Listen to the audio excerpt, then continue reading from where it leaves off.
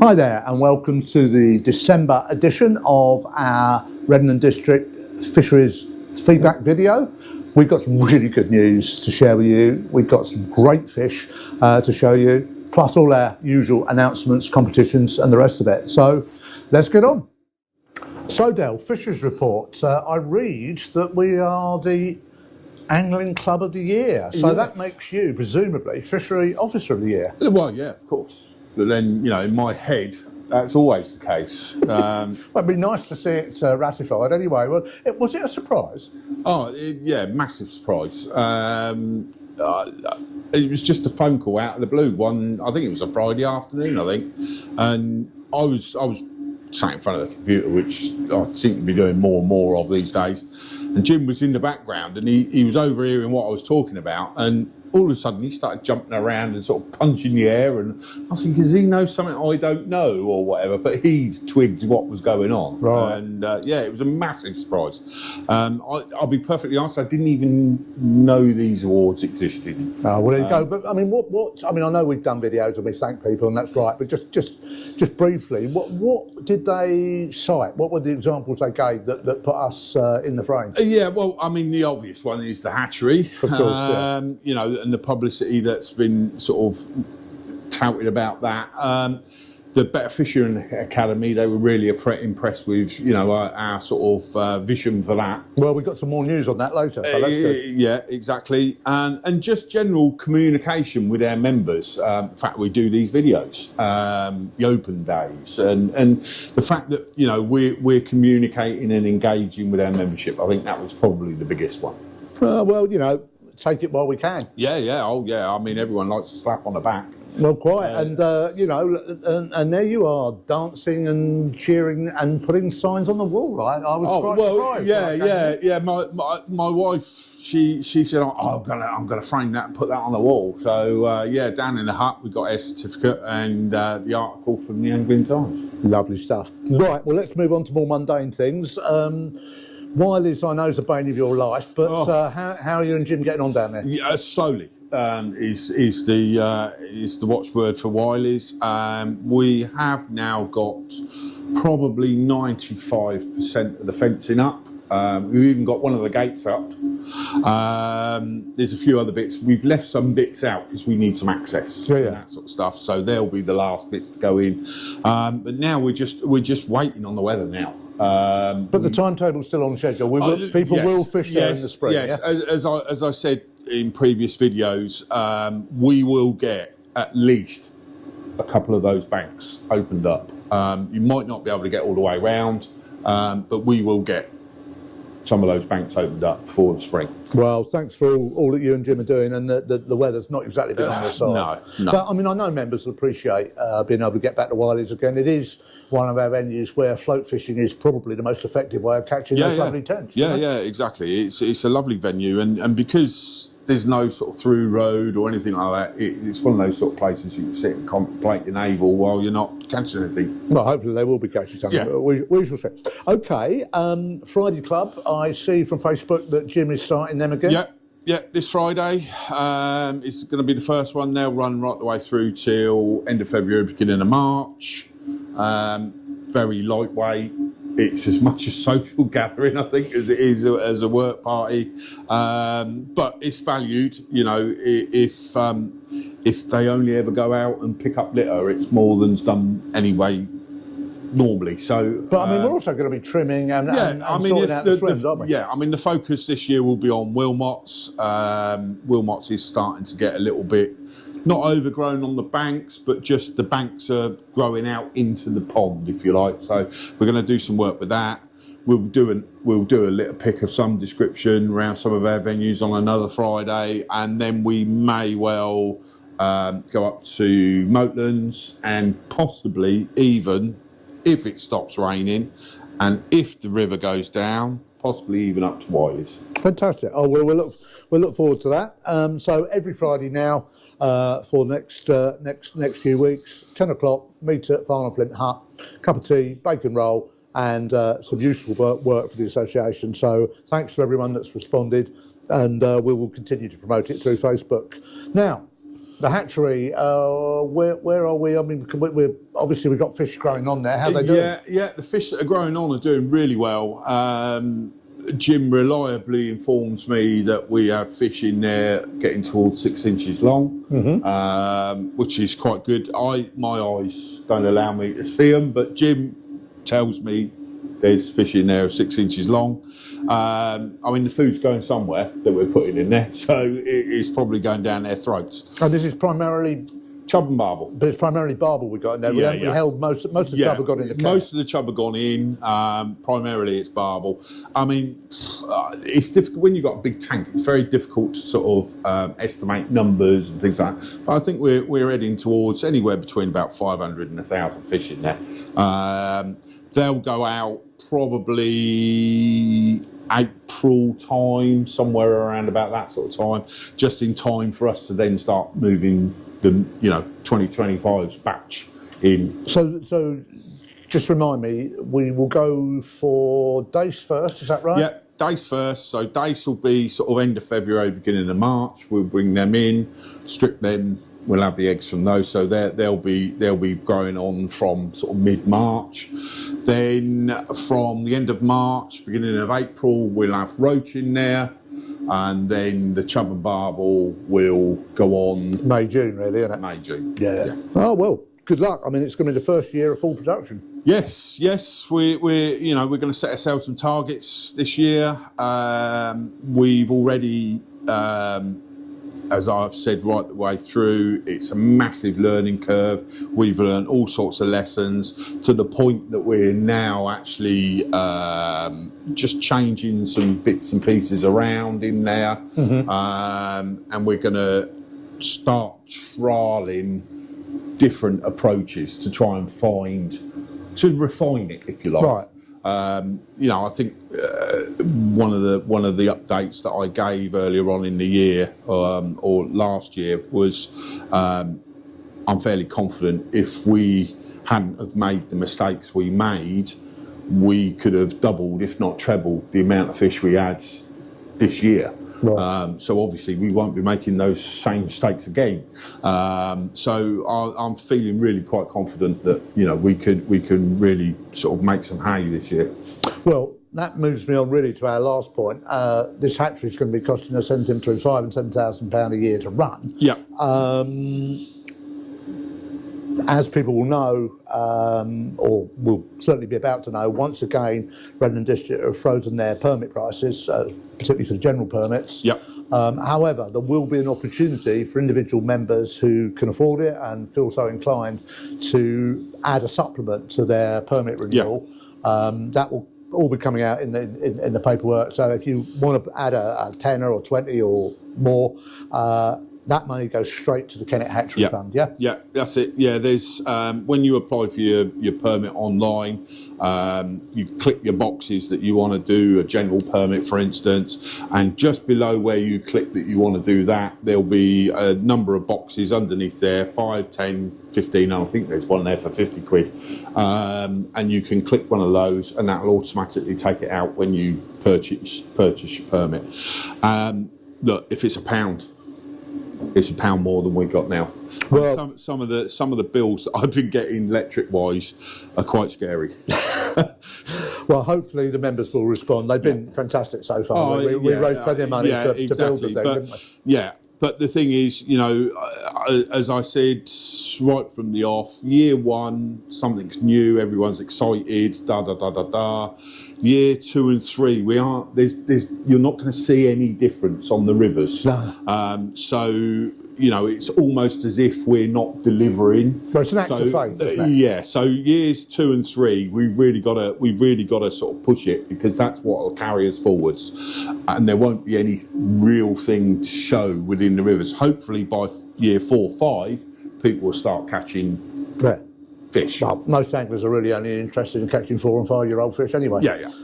That's great. So what about the other permit renewal deadlines? Yeah. What are the dates? The 24-hour renewal. So anyone that's got a platinum, south or a north permit, you should have had an email by now asking you to renew. If you haven't, then please get in touch. because you should have had one. We've got to have the money in for that by the end of this month. Then we have an idea of how many permits we've got, because there's limited numbers for our night permits. We'll have an idea of how many we've got for sale. My bit of paper that's got everything that's written on. Luckily, our attractive assistant can pass this across to us. So then we'll have an idea how many permits we got for sale for new applicants. So early February, application forms will be on our website, and the links to them will be put on our Facebook page. You fill out your application form, you send it in, and if you're successful, you will then have to commit to purchase that by the end of February. Beginning of March, general permits and bronze permits go on sale, ready for the kick-off on April 1st. And so just to remind people, we cut the permit price down because it was only a 9-month season last year, because we're moving to the much more sensible date of starting our year on the 1st of April. So that's why we've got these adjustments. But the key date is 3rd of March for most people. That's when your renewals are going to be advertised, and that's when the permits are going to be available. Everything, whether it's a night permit, a bronze permit, or general permit, all starts from the 1st of April. Yep, that's it. Thanks very much for that, Del. No problem. Right, now I've got a happy announcement. We mentioned a month or so ago about opening up some new fishing opportunities. I'm pleased to say that we've concluded an agreement with the RDAA club down in Swallowfield. They've got a beautiful stretch of the Blackwater that Del and I have inspected and walked, and I've been fishing it for a couple of years. It's down at Wylies, so just above Swallowfield village. There's well over a mile of river there, a little bit of the whitewater, and then from the confluence with the Blackwater right the way down to Swallowfield Church.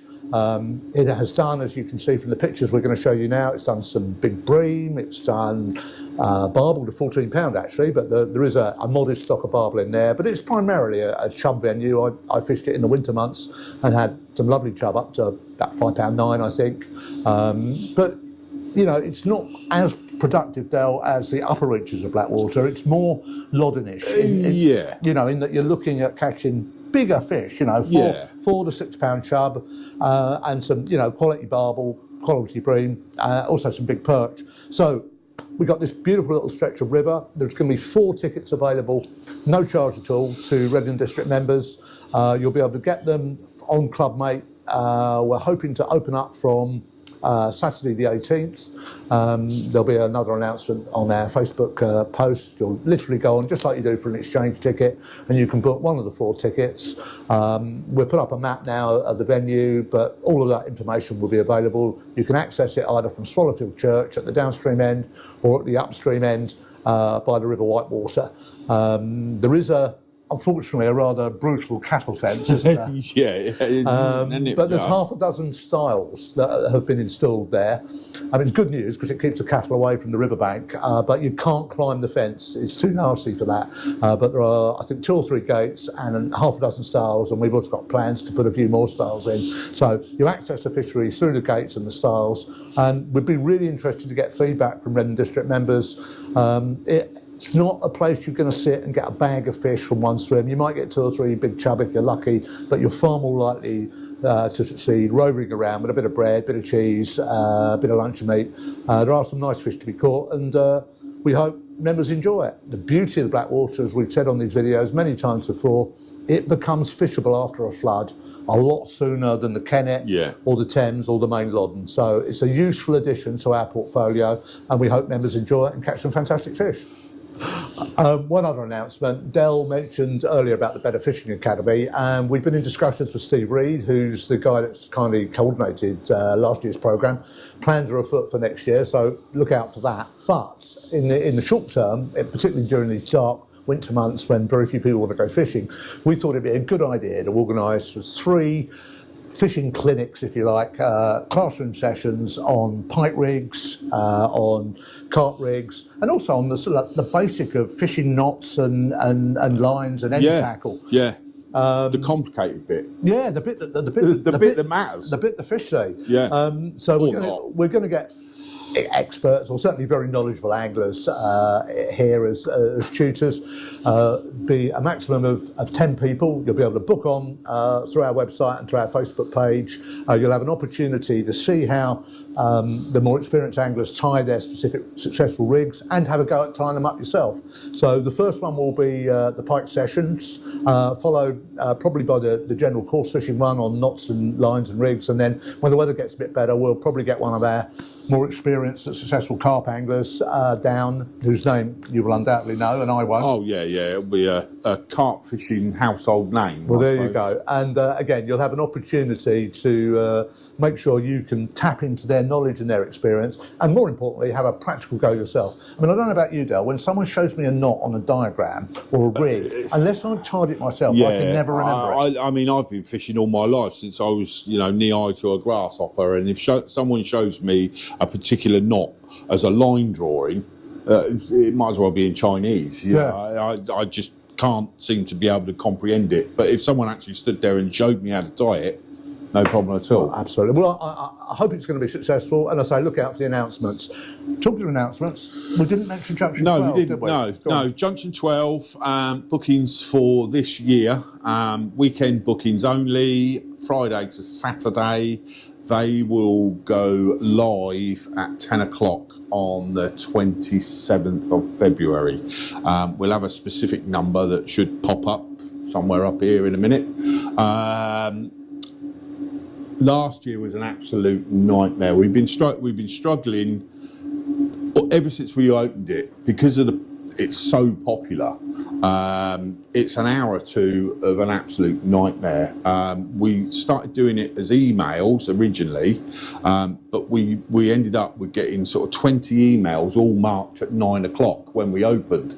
And so you couldn't decide who was first, right? Exactly. And the first one you read, they say, oh, I want this date, which is fine for the first couple. But then when you get 3 or 4 down, somebody wants that date. So I email them back and say, sorry, they ain't got to choose another one, by which time the next one that they choose has gone as well. And it was an absolute nightmare. So what are you doing instead now then? Last year, we tried doing it on mobile phones. So we had a specific mobile phone number.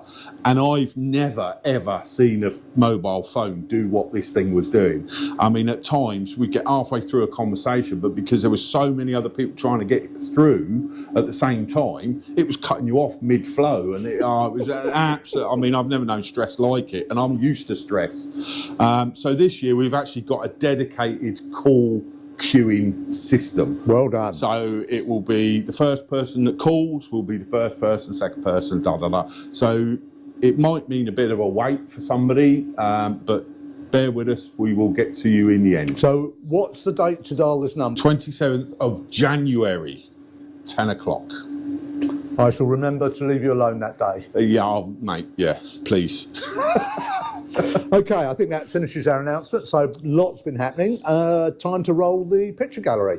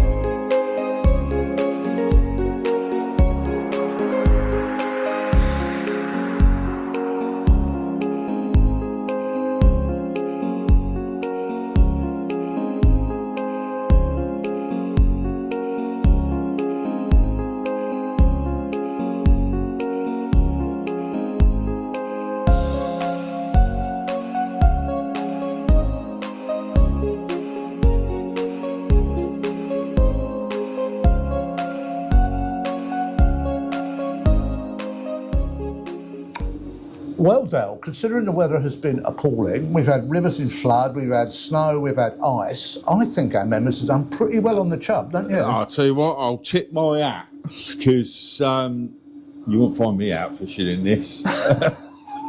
Well, just draw. Jim said go chub fishing this month. I actually put up a post advising people that the rivers were coming into good nick, and off they went over the Christmas holidays and come up with some absolute beauties, as we'll see later. But let's just look at some of the chub pictures. Nigel McLaughlin's more known for his barbel fishing, but that was a cracking fish, and he got it on a centre pin. Yeah, I mean the proper way.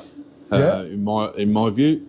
Adam Bass did well. Mike Ellis's fish, that was the first one big fish that we've had reported. That was a 5-pounder from the new LAA bits that we share down in Cholsey. Yeah. Still a jungle, but we are going to get down there. That's on our list. I mean, that's a nice fish, to be fair, and it's empty by the looks of things. Yeah, there's a big fish down there. Ashley Holmes got a new personal best from the Kennet. I think he's only started targeting chub fairly recently, but that's his first 5-pounder, so that's good, isn't it? Yeah, I mean, people forget a 5-pounder is a decent fish. Yeah.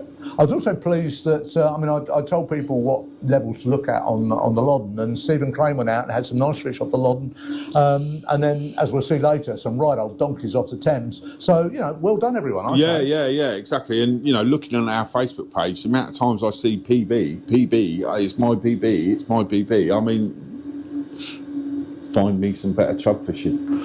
Well, I did hear over Christmas Wallingford was absolutely rammed at one point, particularly after those big ones were posted. There was actually more anglers than boats, I think. Well, just goes to show the quality of the chub fishing we've got. Yeah. Now, you have to pick a fishing picture of the month, and I hear you're not going for a chub. No, I'm not going to go for a chub.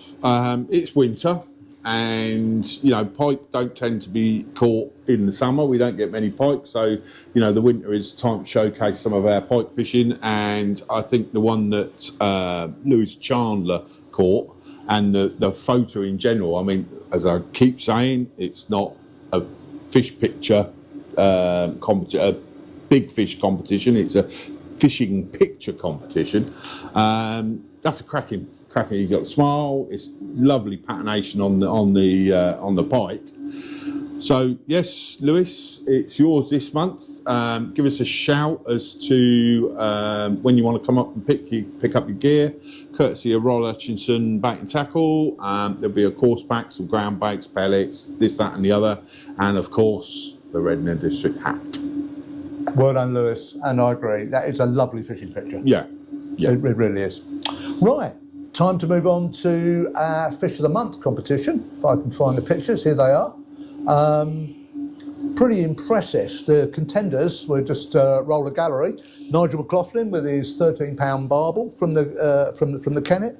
Mick Dedman, who was up until the Christmas period was odds on to win it with a 614 Kennet chub on the float. Yes. And what a lovely chub that was that Mick caught. I mean, fair play to him.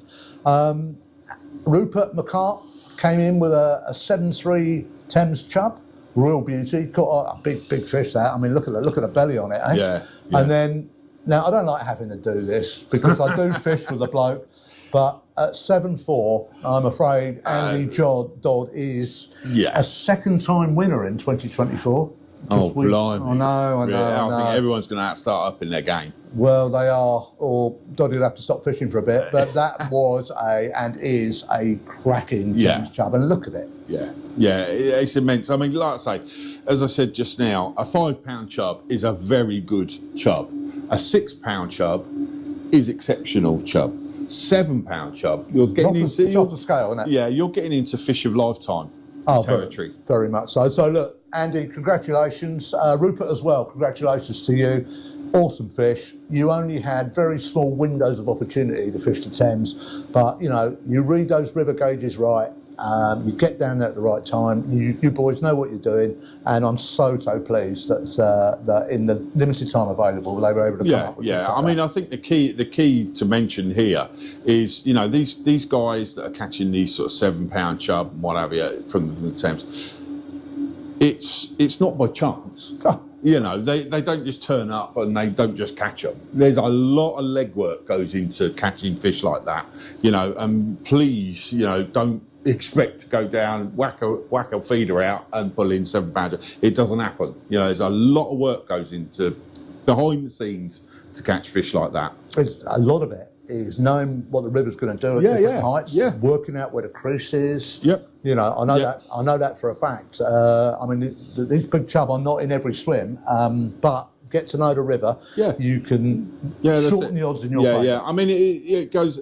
I mean, as a general sort of comment, you know, be it carp fishing, tench fishing, chub fishing, roach fishing, any of those things, to catch those big fish, the actual time spent fishing is far, far, far less than the time spent prepping. And working it out. Yeah. Yeah. So, get in touch, Andy. I'm sure you will. And well done for being our only ever 2-time winner of the Redden District Fish of the Month competition. Yeah. So you get a £50 voucher from Angling Direct. And I'm pleased to say, Del, Angling Direct have been in touch. They're happy to sponsor us. Yes. And thank you very much. Yeah. And why wouldn't they want to be involved with the best angling club in the country? Well, quite. And in fact, I'll put the poster up now. We've just announced the open day. We've said that before. It's the 5th of July. Phil Spinks from Angling Direct has confirmed. Yep. Probably the most successful big fish angler in the country. Yep. And he's going to be our star guest on July the 5th. And I'm sure he'll want Andy Dodd's autograph. I'm sure. Okay, that's enough of that. I think we now need to move on to talk to Jim, who I think we'll start calling Mystic Jim. Yeah. For fishing prospects for the month of January. Yeah, I'd call him a few more names, but Mystic will do for now. Okay, Mystic Jim.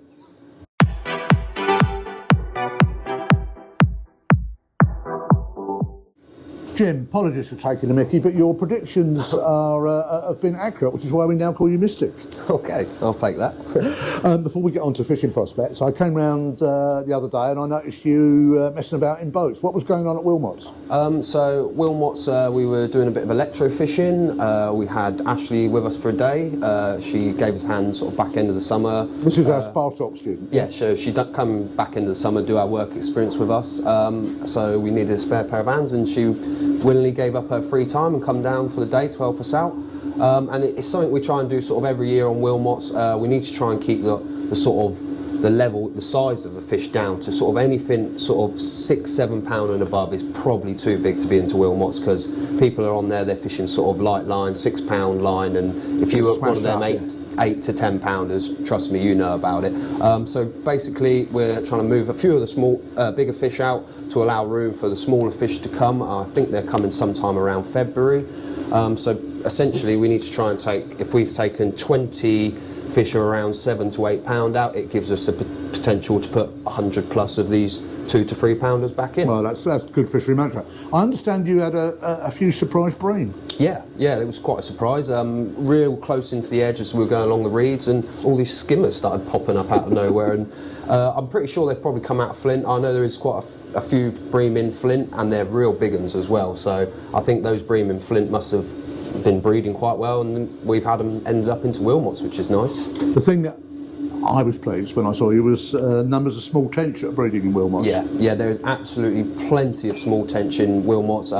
Every little reed bed we went alongside, there was small tench, anywhere from sort of 10 mil all the way up to sort of 3 to 4 inches. So brilliant to see as well. Right, as you know, I'm very, very keen that once we've got the hatchery up and running, that we have a kind of tench growing on programme, and it's nice to know we've got our own little tench stock ponds. Yeah, that's it. Yeah. And if we could feed these tench up and get them to the size where they're cormorant proof, I mean, that would be a real valuable addition to places like Wylies and Cottage Lane. You know? Yeah, dedefinitely will. Yeah.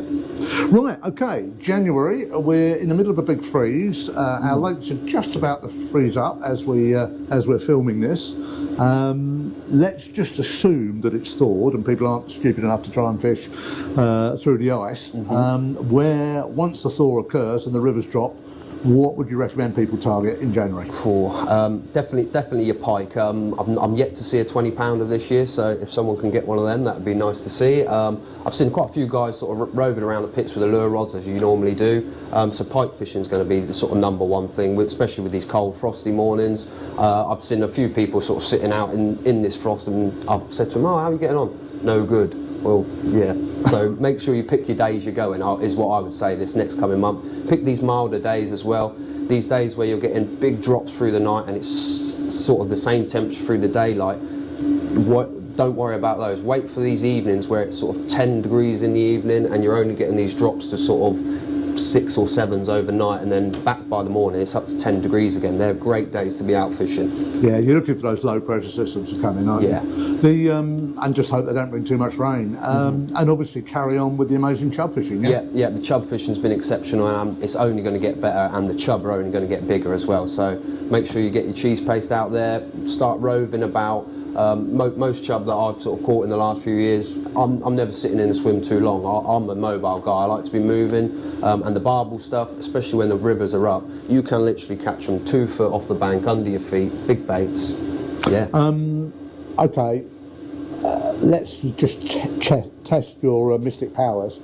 Do you think there will be an 8-pounder from Redden District Water by March 14th? I certainly do, yeah. Whether people say about it or keep it under their wrap, but I definitely reckon there's going to be an 8-pounder. I'm sure it will come off the Thames, but I'm sure there'll be an 8-pounder off of Redden District Water this winter. And lastly, I mean, I do plug the stretch, but our stretch at Wisley Mill really isn't getting fished that much, particularly the upper bit of Wisley Mill. I know Steve Reed's had some really nice chub out there this winter. Yeah. So, look for that one. You need to look at the EA gauge for the Loddon at Twyford. It needs to be, I think, 1.8 or below. Yeah. Wisley Mill, upper or lower, well worth a go. Yeah, pick your days. Just as that water, and we've had these floods and the river's just running off again, that's the time to be up there. If the river's up and we've just had a big dump of rain, you can go up there, but your chances are going to be slimmed down. So once this river's just running off after that bit of rain, it's a great time to be up on the Loddon. Thank you very much. So that's great, Jim. Chub and pike is the message. Good luck, everyone. So I think that's about it. I hope you found that useful and informative. As you can see, another great month for Reading District. Hopefully the weather improves, and we wish you all the best and tight lines out there.